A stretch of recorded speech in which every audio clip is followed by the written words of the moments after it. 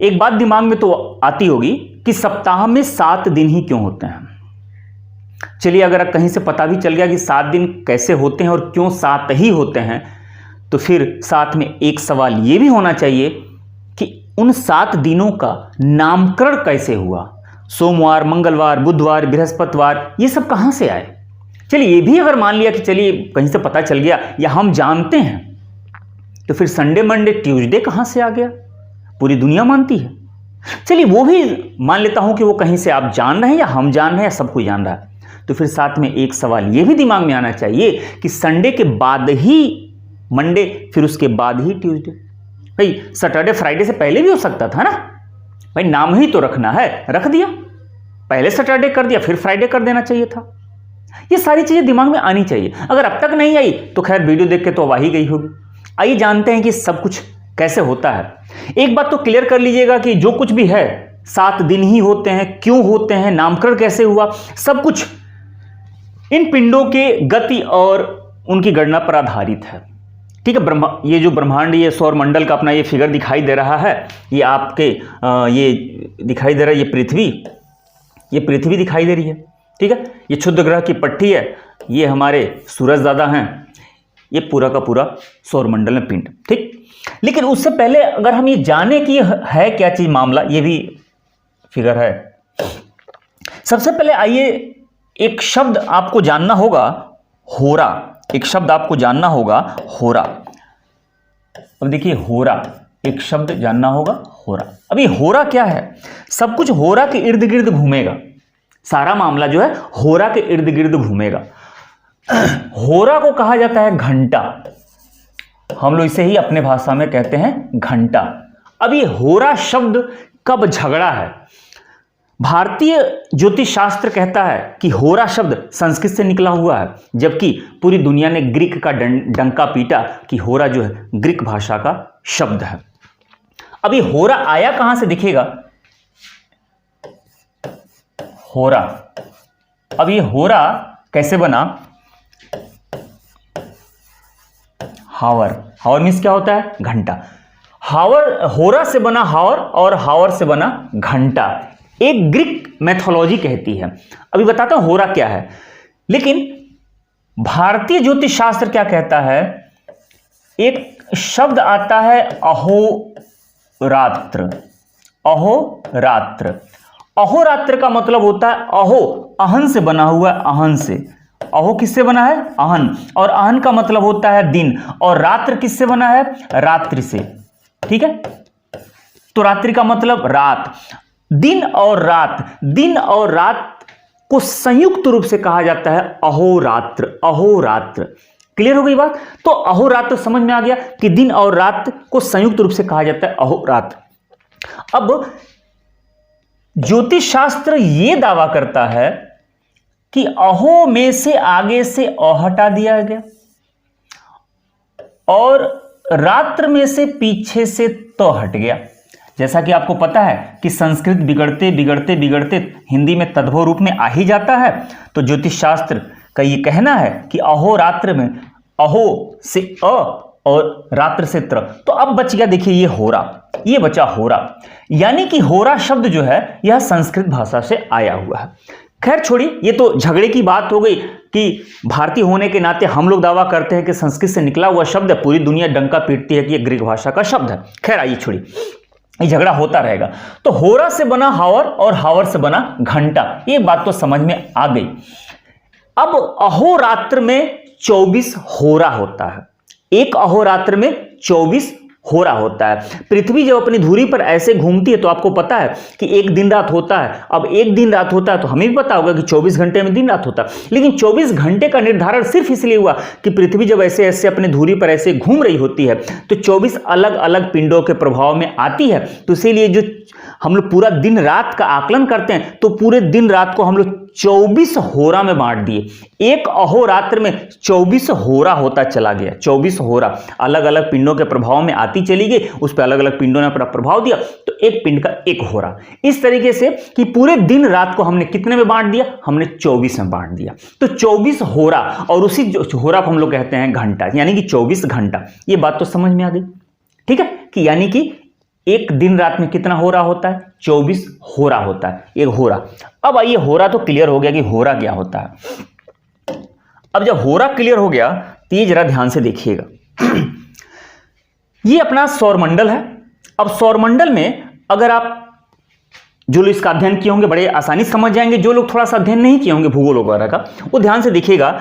ये अगर हिंदी में कहा जाए तो ये बुध है, ये शुक्र है, पृथ्वी, मंगल, बृहस्पति, शनि, अरुण, वरुण, यम, और पृथ्वी के जस्ट पास में एक उपग्रह है जिसका नाम है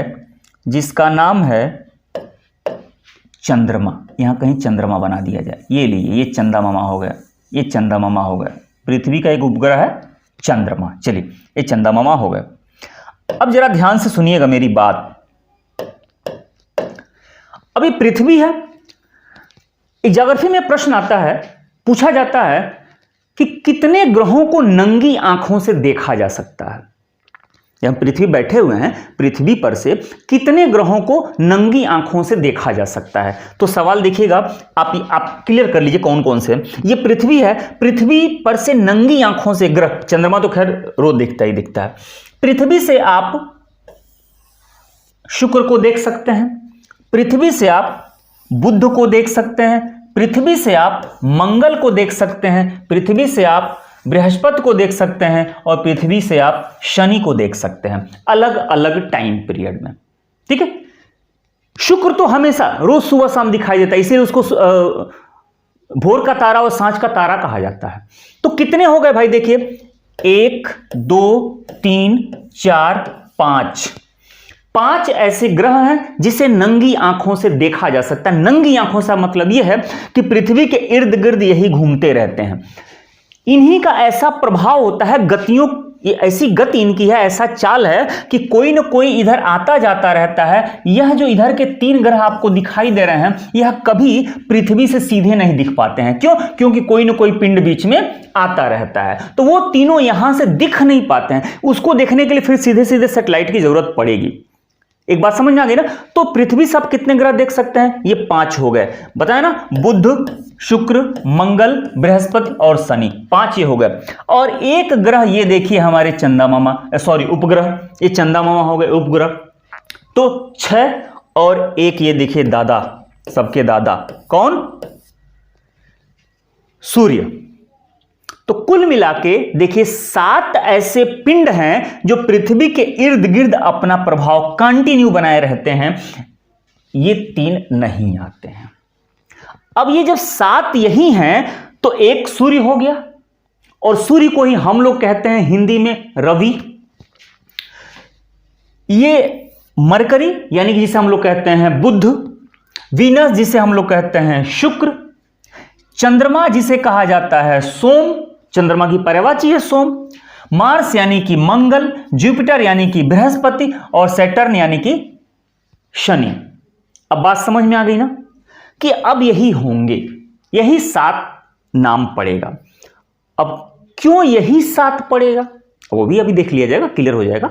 एक तो समझ में आ गई ना कि 7 ही इसके इर्द गिर्द घूमते रहते हैं।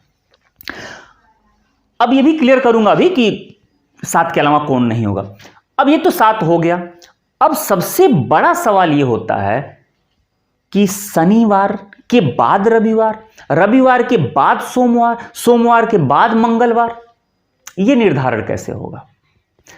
अगर आकार के हिसाब से देखा जाए तो सबसे बड़ा तो सूर्य हो जाएगा, सूर्य के बाद बृहस्पति होना चाहिए, बृहस्पति के बाद शनि होना चाहिए, सबसे आखिर में चंद्रमा होना चाहिए यानी कि सोम होना चाहिए। तो फिर यह मामला तो नहीं बनता है। छोटे से शुरू किया जाए तो सबसे पहले सोम आना चाहिए था, सोम के बाद से बुध आना चाहिए था, तो मामला कहीं यहां भी फिट नहीं बैठता है। अब ये निर्धारण हुआ कैसे? देखिए निर्धारण कैसे हुआ उसका क्लियर कर दो। निर्धारण कैसे हुआ? निर्धारण जो हुआ है वो इनकी गति पर हुआ है।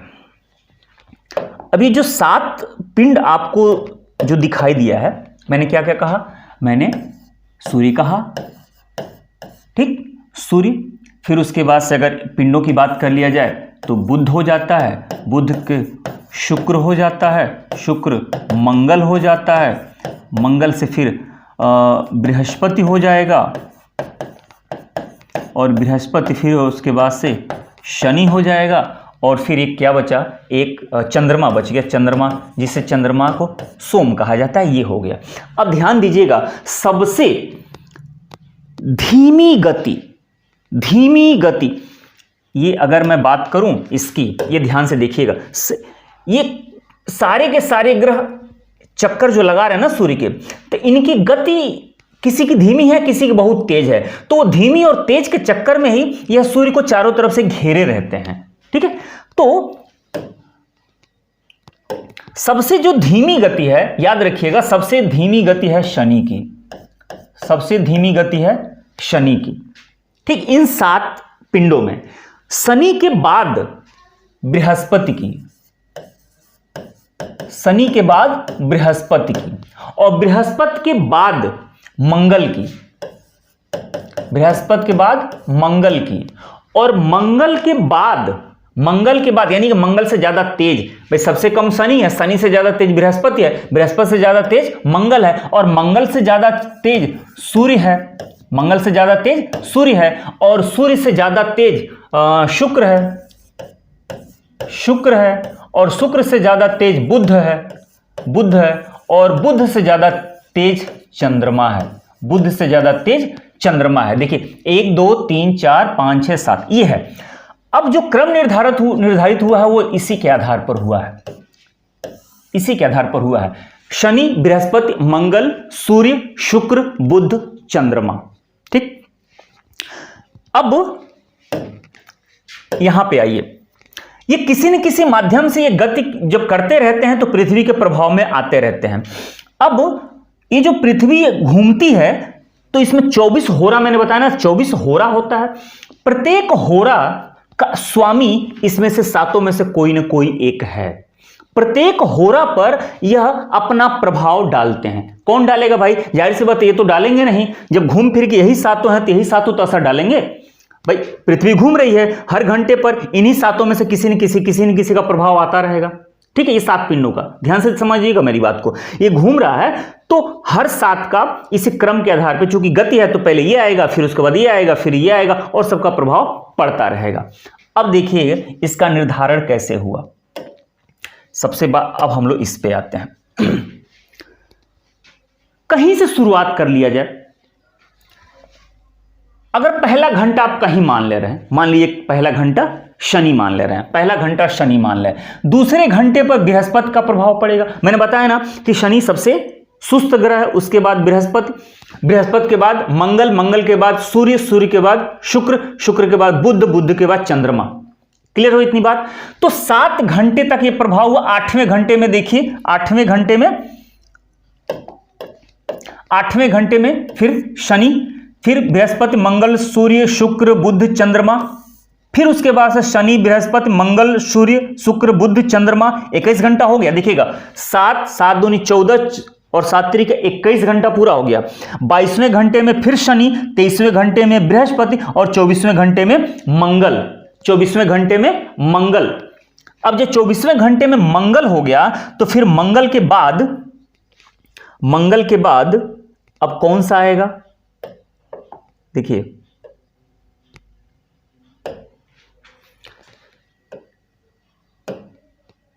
यहां पर अलग से मैं लिख के रख दे रहा हूं, देखिएगा ध्यान से देखिए, देखते रहिए इसको। अब एक बात बताइए, शनि, बृहस्पति, मंगल 24 घंटे वाले होरा में मंगल का प्रभाव दिख गया। अब जब मंगल का प्रभाव दिख गया तो एक बात बताइए, दूसरा होरा कहां से शुरू होगा? मंगल खत्म हो गया, सूर्य का होगा कि नहीं होगा? होगा ना। अब 25वां घंटा सूर्य से शुरू हो रहा है, 25वां घंटा सूर्य से शुरू हो रहा है।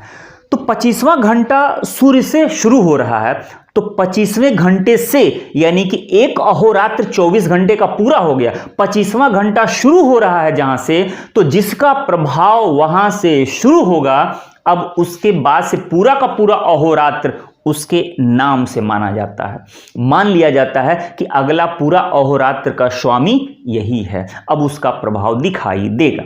ठीक है, तो 25वां देखिए सूर्य से शुरू हो गया, सूर्य से शुरू हो गया और सूर्य को ही कहा जाता है रवि। सूर्य को क्या कहा जाता है? रवि कहा जाता है। तो यानी कि हम लोग शनिवार से शुरू किए थे तो देखिए रविवार शुरू हो गया। ठीक, अब 25वां, फिर उसके बाद 24 घंटे सूर्य शुक्र बुध चंद्रमा, फिर शनि बृहस्पति मंगल, ऐसे करते यहां तक आएंगे, फिर 7 यहां आएंगे, फिर ये 7 ऐसे जब बैठाएंगे तो देखिए शनि बृहस्पति मंगल सूर्य शुक्र बुध, अब बुध तक आ गया 24 घंटा।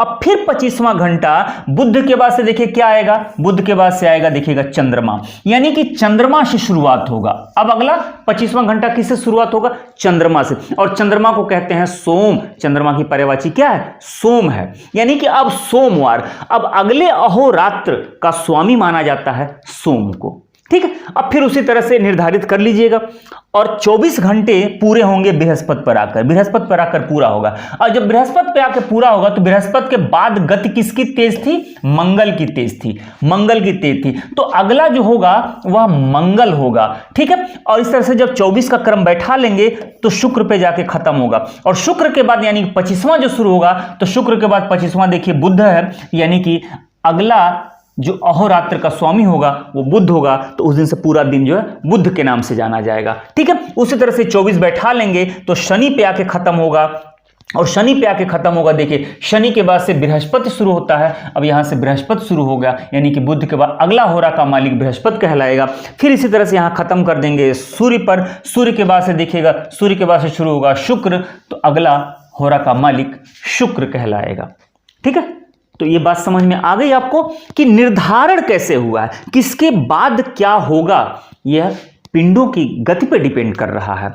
और यह पिंड है देखिएगा सबसे सुस्त चाल से शनि, फिर उससे ज्यादा तेज बृहस्पति है, बृहस्पति से ज्यादा तेज मंगल है, फिर सूर्य है, फिर शुक्र है, फिर बुध है, फिर चंद्रमा है। यही 7 पिंड पृथ्वी को चारों तरफ से घेरे रहते हैं। तो सबसे पहला होरा यानी कि सुबह की जो सबसे पहली होरा थी वह शनि से, अगर शनि के प्रभाव में आई तो अगला 25वां घंटा होगा, यानी कि अगले दिन अगले अहोरात्र का पहला जो शुरू होगा वह किससे शुरू होगा?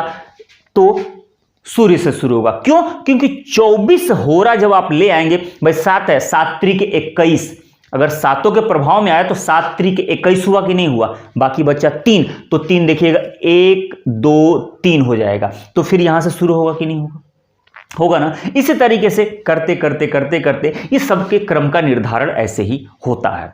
ठीक है, तो 7 दिन निर्धारित किए गए किस आधार पर? 7 पिंडों के आधार पर। वो 7 पिंड कौन कौन है मैंने बता दिया है, बुध शुक्र मंगल बृहस्पति शनि चंद्रमा और रवि। एक बात ये क्लियर हो गई, दिन का निर्धारण कौन आगे कौन पीछे होगा ये भी मैंने क्लियर कर दिया। अब रही बात है कि संडे मंडे कहां से आ गया, संडे मंडे कहां से आ गया? भाई सूर्य को इंग्लिश में कहते हैं सन, तो हो गया सन डे। चंद्रमा को कहते हैं मून, तो वहां से भी समझ में आ रहा है मंडे। लेकिन अब एक बात बताइए,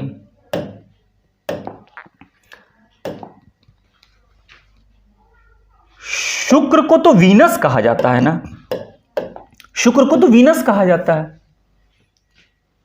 फिर फ्राइडे कैसे हो गया? बृहस्पति को जुपिटर कहा जाता है, तो थर्सडे कैसे हो गया? ये समझ में आ रहा। चलिए सैटरडे हो गया। मार्स डे तो होना चाहिए था मंगल को ना, बुध को तो मरकरी डे होना चाहिए था। तो अब इसका देखिए निर्धारण कैसे हो गया। देखिए पूरी दुनिया जो है ना, पूरी दुनिया ग्रीक मैथोलॉजी पे आज के डेट में जो भी कैलेंडर वगैरह है, जनवरी फरवरी से लेकर संडे मंडे, ये इंग्लिश के नाम जो है ग्रीक मैथोलॉजी पे है। जिस तरीके से भारत में पृथ्वी मंगल बृहस्पति ये नाम भारतीय नाम है ना, अपने देवता के हिसाब से भारतीय शास्त्र के हिसाब से हमने नामकरण किया, उसी तरह से ग्रीक मैथोलॉजी ने अपने देवता के हिसाब से उन्हीं पिंडों का, सूर्य का भी उन्होंने एक नाम दिया, चंद्रमा को एक नाम दिया, मंगल को एक नाम दिया, बुध को भी एक नाम दिया, बृहस्पति को भी एक नाम दिया। अब क्या दिया ध्यान से सुनिएगा। देखिए सूर्य को सन कहा जाता है, इसमें कोई प्रॉब्लम नहीं। देखिए सूर्य को क्या कहा जाता है, सन कहा जाता है, सन कहा जाता है, ठीक है। चंद्रमा, वहां पे चंद्र देवता को भी ग्रीक मैथोलॉजी में मून कहा जाता है, यहां से कोई प्रॉब्लम नहीं, इंग्लिश वहीं से निकला हुआ है, ठीक है। लेकिन अब देखिएगा मंगल को ट्यूस्को कहा जाता है, ट्यूस्को कहा जाता है, बात समझ में आ गई। बुध को, जिसको हम लोग बुध ग्रह बुध कहते हैं, उसको उडेन कहा जाता है, उडेन, उडेन देवता, ग्रीक मैथोलॉजी में देवता का नाम है उडेन, ठीक है। बृहस्पति को थॉर कहा जाता है, थॉर, बृहस्पति को थॉर कहा जाता है। और शुक्र को फ्राइगा कहा जाता है, देखिए फ्राइगा कहा जाता है। और शनि को सीटर कहा जाता है। ये ग्रीक मैथोलॉजी के ये देवता हैं लोग। पिंड वही है, हमने नाम रखा रवि, उन्होंने रखा सन, हमने नाम रखा सोम, उन्होंने रखा मून, हमने नाम रखा शनि, हमने नाम रखा शनि, उन्होंने नाम रखा सेटर, हमने नाम रखा शुक्र, उन्होंने नाम रखा फ्राइगा, हमने नाम रखा बृहस्पति, उन्होंने नाम दिया थॉर। तो पूरी दुनिया चूंकि ग्रीक मैथोलॉजी के नामकरण के आधार पर चलती है, भारत में हालांकि सोम मंगल बुध शनिचर ऐसे बोलते हैं, लेकिन उनके ऐसा होता है। तो सन से बना संडे, मून से बना मंडे, और ट्यूस्डे से बना ट्यूसडे, उडोन से बना वेडनेसडे, थॉर से बना थर्सडे, फ्राइगा से बना फ्राइडे, सैटरडे से बना सैटरडे। क्लियर हो गई बात? तो उम्मीद करता हूं कि मेरी बात आपको समझ में आई होगी कि सप्ताह में 7 ही दिन होते हैं, ये पिंडों पे आधारित है। और 7 दिन में उनका नामकरण कैसे हुआ ये भी मैंने बता दिया कि नामकरण किस ग्रह के आधार पर हुआ है, और उसके साथ साथ पहले कौन आएगा उसके बाद कौन आएगा ये भी मैंने बताने की कोशिश की। उम्मीद करता हूं कि ये वीडियो अच्छा लगा होगा, और अच्छा लगा होगा तो चैनल को अगर तक सब्सक्राइब नहीं किए हैं तो कर दीजिएगा, लाइक तो जरूर कर दीजिएगा, और शेयर भी कीजिएगा, मजा आएगा। आप शेयर करते हैं, कमेंट करते हैं, उसी से तो हौसला मिलता है। चलिए मिलते हैं ऐसे ही किसी मज़ेदार वीडियो के साथ, तब तक आप अपना ख्याल रखिए, बाय बाय।